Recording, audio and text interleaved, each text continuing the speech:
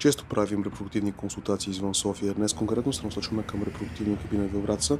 Минаваме сутринта да съберем нашия главен координатор по асистирана репродукция, която е изключително кисела. Като говорим за киселост, представям ви най-киселият човек на планетата, доктор Красимир Николов, който все още не е пил кафе. Взимаме си по едно кафенце и фантичка без захар, като Даяна си поръчва кафе с повече мляко и моли за допълнително мляко. На въпроса защо не се взима кафе лате, тя казва: тези неща ги нямаше по мое време.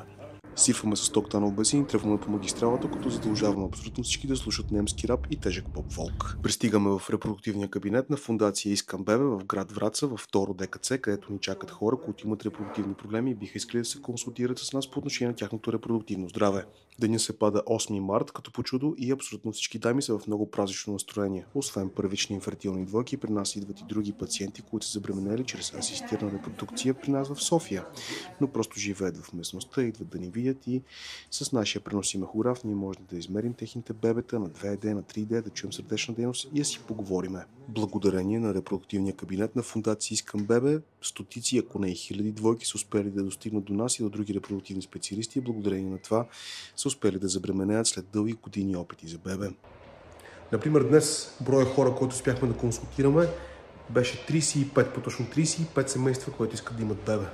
След около 9 часа интензивна работа без почивка сме гладни, жадни, изморени, насочваме се към хотел, където ще си оставим нещата и ще се насочим към комплекс Чайка. Това е нашия любим ресторант в град Враца, където по принцип ние, не консумиращи хора алкохол, ще се кажем на здраве, колкото да не обидим сервитьора и ще обсъдим деня. Най-накрая доктор Николов не е кисел с бира в ръка, но неизбежно утрешния ден ще дойде, което само аз изглежда съм в отлично и много добро настроение. Времето навън е отлично, а ние се насочваме към следващия репродуктивен кабинет на фондация Искам Бебе, който е в град Видин. Пътувайки на там си говорим на много интересни теми, например войната в Украйна, донорството на яйцеклетките и само аз съм в добро настроение, защото доктор Николов все още не е закусвал и не е пил кафе. Естествено, че не караме с прекалено превишена скорост и не след дълго достигаме до табела Видин. Градът е страхотен и много живописен. На този етап доктор Николов започва да се държи откровено неприятно и става неизбежно да потърсим някъде за да седнем и той се наслади на своята закуска и кафе, след което отново да възобновим нашите дипломатически взаимоотношения. Остава ни малко свободно време, което ние решаваме да прекараме на брега на река Дунава, да се наслаждаваме на хубавото време и на слънцето.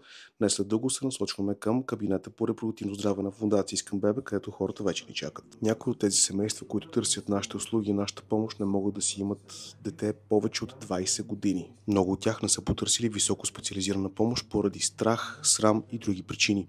Ние снемаме медицинската история с помощта на ултразвуков преглед и други диагностични средства, успяваме да намерим причината, която води до безплодие и съответно да изготвим план, който да разреши този проблем. След последната консултация с нетърпение се насочваме към нашата кола, за да може да се приберем към нашия роден град София.